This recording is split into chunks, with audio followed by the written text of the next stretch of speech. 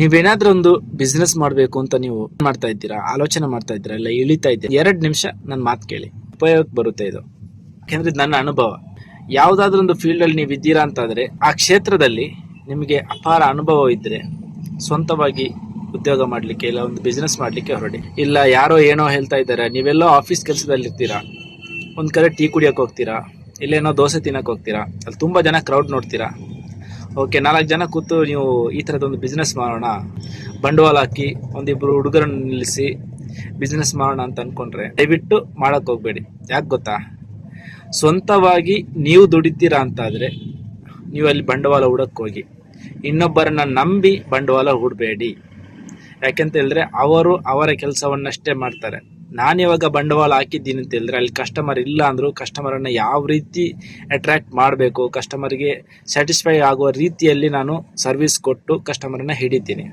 ಯಾಕೆಂದರೆ ನಾನು ಬಂಡವಾಳ ಹಾಕಿದ್ದೀನಿ, ನನಗೆ ಗೊತ್ತು ಆ ಬಂಡವಾಳ ಹಾಕಿ ಅದನ್ನು ರಿಟರ್ನ್ ಕೊಡಬೇಕು ಅನ್ನೋದು ಗೊತ್ತಿರುತ್ತೆ. ಸಾಲನ ಸೋಲನ ಮಾಡಿರ್ತೀವಿ, ಆ ಸಾಲ ತಗೊಂಡು ಅವ್ರಿಗೆ ಕೊಡಬೇಕು ಅಂತ.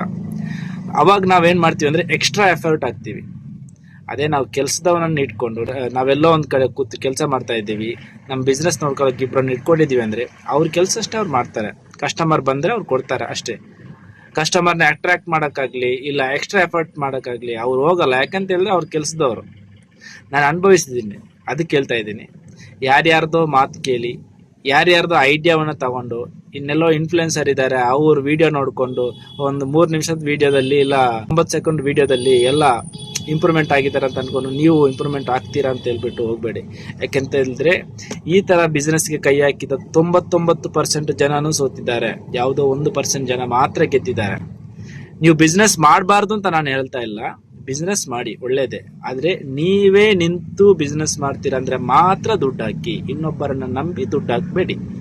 ಐಡಿಯಾ ಕೊಡೋಕ್ಕೆ 1000 ಜನ ಇರ್ತಾರೆ ಸರ್, ಐಡಿಯಾ ಕೊಡೋಕ್ಕೆ 1000 ಜನ ಇರ್ತಾರೆ. ಆದರೆ ಸೋತಾಗ ಯಾರು ಇರಲ್ಲ.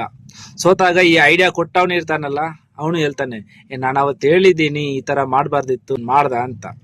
ಅದಕ್ಕೆ ಹೇಳ್ತಾ ಇರೋದು, ಇನ್ನೊಬ್ಬರನ್ನ ನಂಬಿ ದುಡ್ಡು ಹಾಕಬೇಡಿ. ನೀವು ಸ್ವಂತವಾಗಿ ನಿಲ್ತೀರಾ, ಸ್ವಂತವಾಗಿ ನೀವು ದುಡಿತೀರಾ, ಬಿಸ್ನೆಸ್ ಮಾಡಿ. ನನ್ನ ಮಾತಿನ ಮೇಲೆ ನಿಮಗೆ ನಂಬಿಕೆ ಬರ್ತಾ ಇಲ್ಲ ಅಂತಾದರೆ ನಿಮ್ಮ ಸರೌಂಡಿಂಗಲ್ಲಿ ತುಂಬ ಜನ ಇರ್ತಾರೆ ಈ ಥರ ಬಿಸ್ನೆಸ್ ಹಾಕಿ ಕೈ ಸುಟ್ಕೊಂಡವ್ರು, ಅವ್ರ ಹತ್ರ ಒಂದ್ಸಲ ಮಾತಾಡಿ, ಅವಾಗ ಗೊತ್ತಾಗುತ್ತೆ. ಸಣ್ಣ ಪುಟ್ಟ ಲಾಸ್ ಆದರೆ ತಡ್ಕೋಬೋದು. ಈ ನಾವು ದುಡಿತಾ ಇರೋರು ಮಧ್ಯಮ ವರ್ಗ ಇನ್ನೊಂದು ಕಡೆ ಲಕ್ಷ ಸಾಲ ಮಾಡಿಕೊಂಡು ಏನೋ ಬಿಸ್ನೆಸ್ ಮಾಡ್ತೀವಿ ಅಂತ ಹೊರಟು ಕೆಲಸದವ್ರು ಇಲ್ಲದೆ ಅವ್ರು ಆ ಕಡೆ ಕೈ ಕೊಟ್ಟು ಇರೋ ನೆಮ್ಮದಿನ ಕಲ್ಕೊಂಡು ನರಕ ಅನುಭವಿಸ್ಬೇಕಾಗಿ ಬರುತ್ತೆ. ಇಷ್ಟ ಆದರೆ ಶೇರ್ ಮಾಡಿ. Thank you.